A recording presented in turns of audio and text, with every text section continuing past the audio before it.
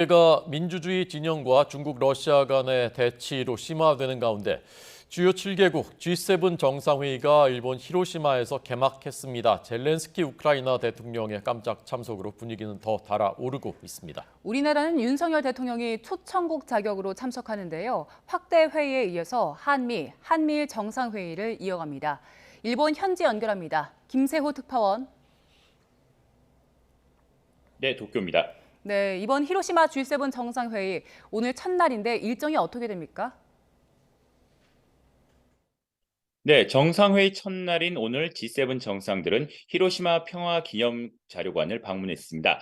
기시다 후미오 일본 총리가 G7 정상들을 직접 맞이하며 안내했는데요. 평화기념관 자료관에는 원폭 피폭자의 유품과 피폭 전후 히로시마의 모습 등 원폭 피해를 보여주는 자료들이 전시돼 있습니다. 기시다 총리는 이번 G7 정상회의에서 핵무기 없는 세계의 필요성을 강조하고 피폭의 참상을 전하겠다고 밝혔습니다.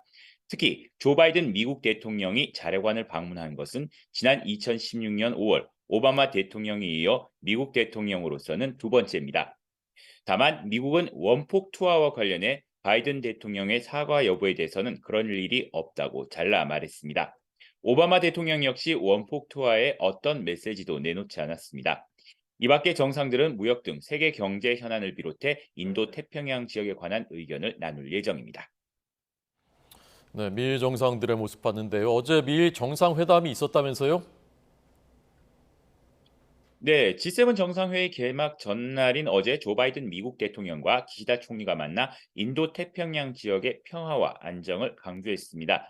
기시다 총리는 바이든 대통령에게 한일 관계를 더욱 진전시킬 것이라고 말했고, 바이든 대통령은 한일 관계 개선을 환영한다며 한국과의 관계 개선을 위한 기시다 총리의 용기 있는 노력에 찬사를 보낸다고 말했습니다. 이어 미일 정상은 북한의 핵미사일 프로그램과 중국의 강압적 형태에 긴밀히 대응하기로 하고 타이완 해협의 평화와 안정을 강조하면서 힘에 의한 현상 변경에 반대한다는 뜻도 분명히 했습니다.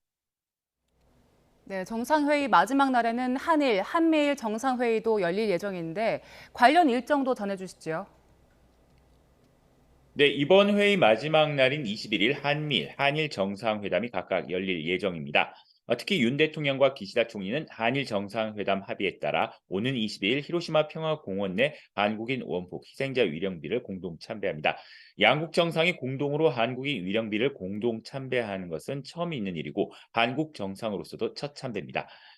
이어 한미일 정상회담에서는 북한의 핵 미사일 위협에 맞서기 위한 논의가 집중적으로 이어질 전망인데요.